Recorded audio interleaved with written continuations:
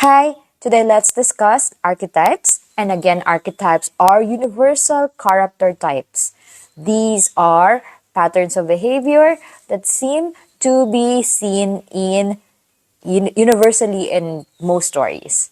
So the archetype today is a trickster. A trickster is a mischievous or cunning character who disrupts the status quo and challenges authority, often bringing about change or chaos. Some examples would include Loki in Norse mythology or Hermes in Greek mythology.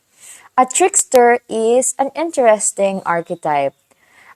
Usually, they are a foil to the hero. So, for example, Loki and Thor, right? What happens is a hero is usually often attributed with goody good behaviors and values.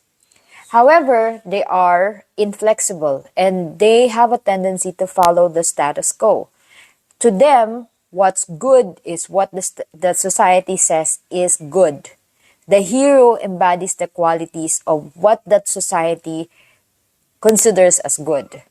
However, as we have known, there are times when society is problematic.